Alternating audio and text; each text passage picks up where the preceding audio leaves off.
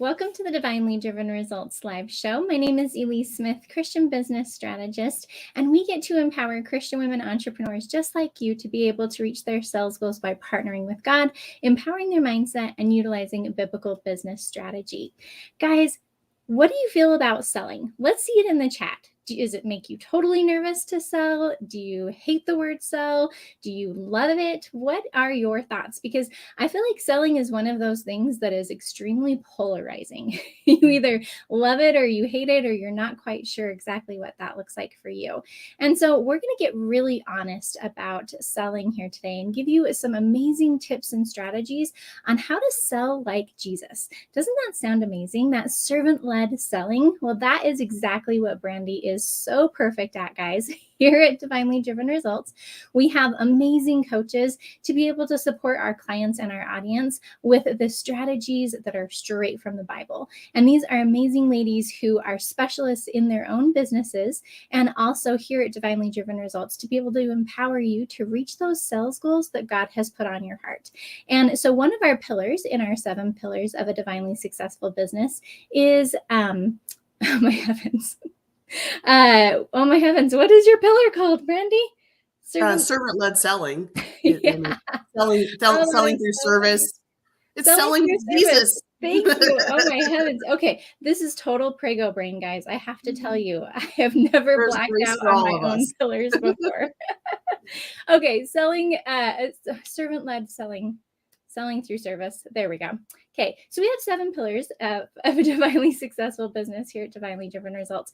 And her pillar in particular is selling through service. And we love that pillar because it really helps you to focus on selling in that servant mind frame. And so I'm going to turn it over to Brandi, but before I do, I have to give you guys a little intro of who she is because she's amazing. I've known her for years and years and have watched her journey, and she adds so much value to her audience. You guys are in for an incredible treat today.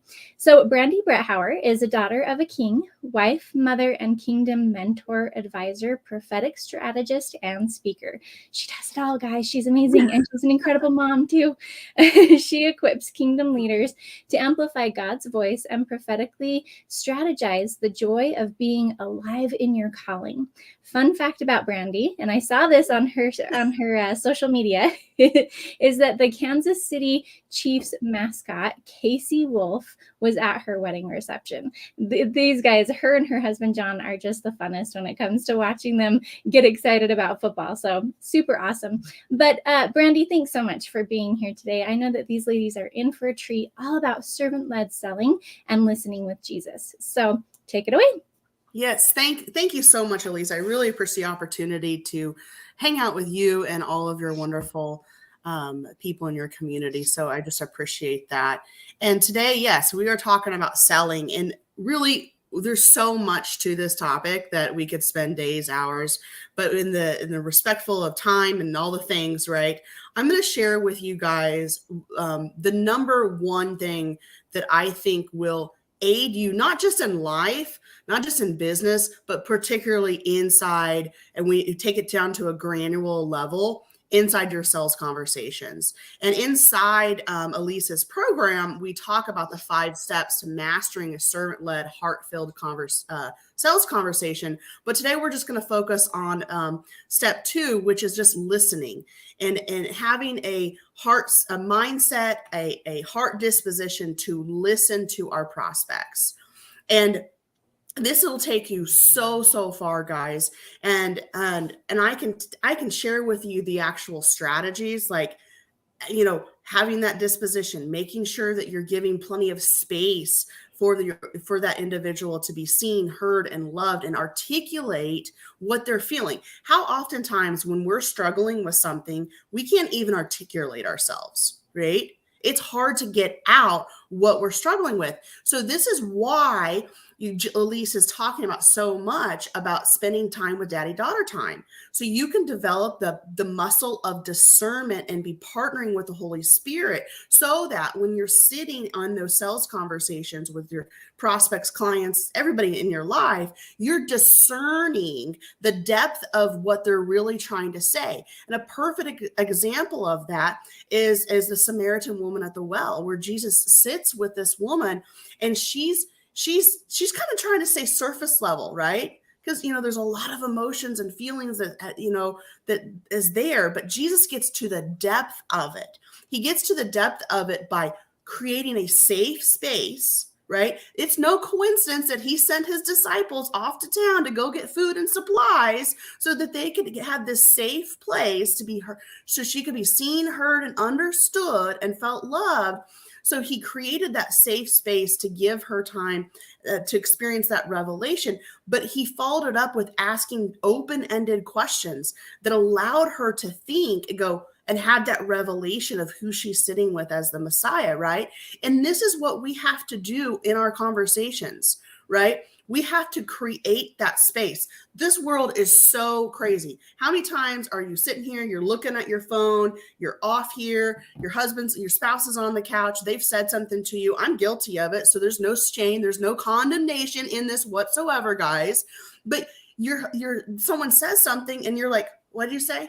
Because you weren't positioned to listen to what they're saying. So if your mindset is on, let's make a sale, and you're just trying to like hurry through so you can ask for the sale, you're missing the meat and potatoes of what they're trying to articulate to you. And through that is where you'll be able to use your prophetic voice. And when you're listening, you can speak into what you've just heard. And when you give someone that word that sparks revelation and cuts deep, and they have this aha moment that changes the trajectory of their business, guys, I've seen it over and over and over again. One word completely change lives. And you know what? And if it changes a life, they're going to want to come back to you for more. You can't just have one taste, right, of that yummy pie. They're going to want the whole thing. And that's what listening does. You know, I feel compelled to share a story with you really quick as we wrap this up, but that's kind of the strategy part. Now, this is a kind of a bigger example, but I think it's going to cut deep with you guys. So when I was a high school student, my granny was battling with lung cancer, and she was in the hospital with on her final days. And here I am, a senior in high school, type A, super perfectionist. I'm always working, you know, schoolwork's going to be done, you know, great, right? Cry if you get a B+ sort of student, right? That was me. And I had this huge book report, and I was not doing well in this particular class, hardest teacher there. And I every day after school, I'd go to the hospital and sit with my granny. I'd go to the hospital and sit with my granny.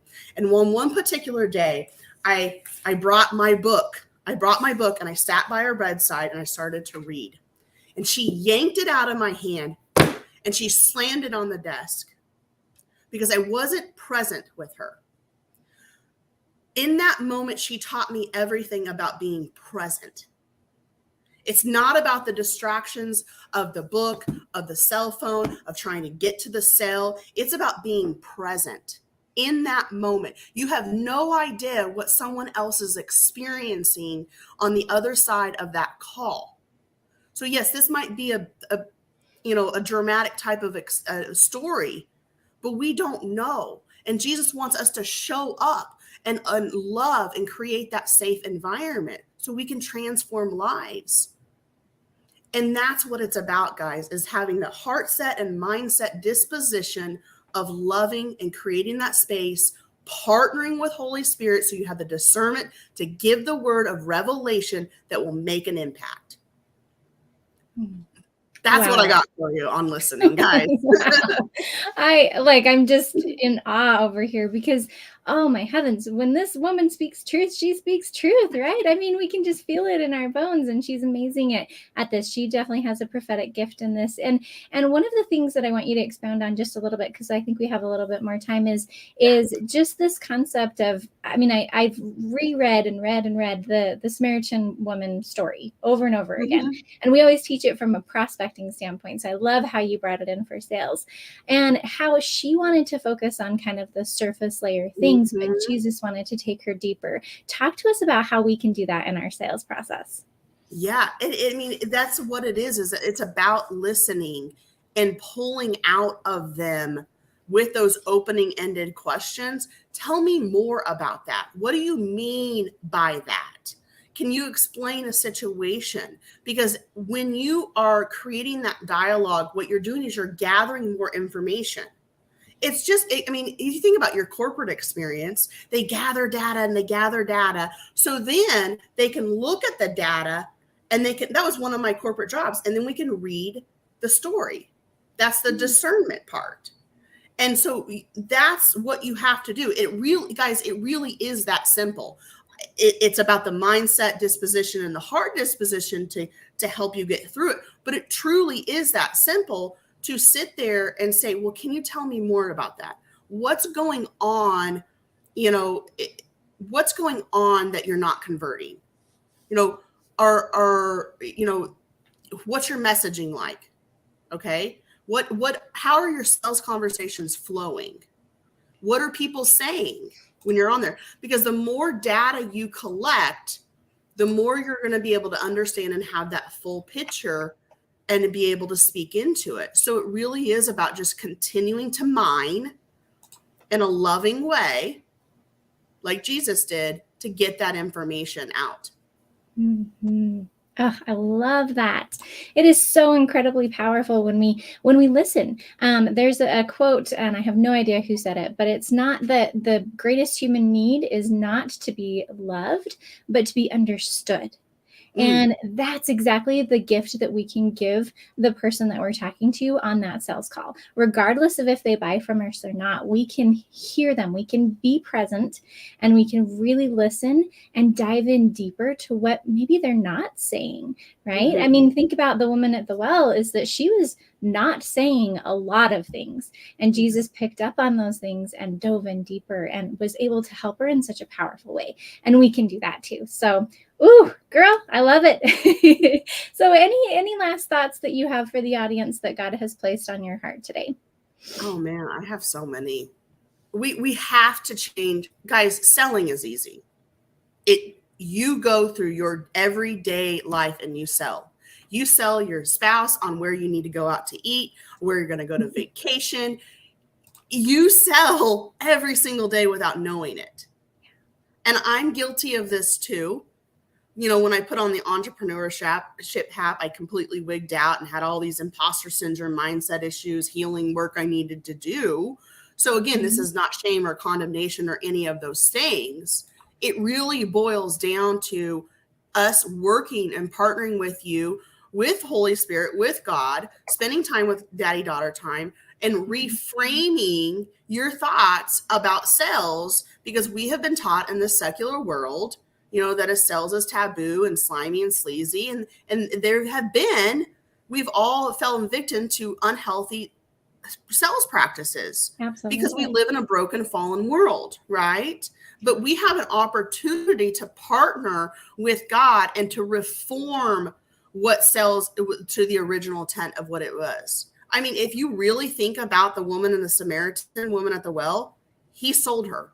He sold her on the revelation of Jesus Christ, the Messiah, his love, his blood being spread out for salvation and peace and redemption. He sold her in that moment. But we have to reframe it, like, how did he do it? Having the character of Christ. Mm-hmm. So when you can start to realize that, hey, sales is a form of loving people because God's given us gifts, because he's not stingy. We can go to the Bible and we can look at the fivefold ministry. We can look at gifts of administration and it's in there, and go, oh, I had this gift to go out and change someone's life. That creates this generational ripple effect. You're going to position yourself with a humble confidence of showing up, saying, hey, I can help you. And if I can't help you, I know somebody who does. Beautiful. I love it. Yes, it's all about shifting that mindset and looking to Jesus Christ as our example. He is the perfect exemplar for us to follow in everything we do, in business, in life, and especially in sales. So, Brandi, this has been amazing. Thank you so much for being here today. And if you guys want to learn more about how to work with our incredible team of coaches like Brandi, I'm sure you've loved everything that she's talked about. And this is just the tip of the iceberg of what she covers in our program of Divine Business Academy. And so just go to divinelydrivenresults.com/services and make sure you check out how we can help you to achieve those sales goals that God has put on your heart. So thanks for being here, Brandi. Thank you guys for watching, and we will see you next time on Divinely Driven Results. Bye. Thank you.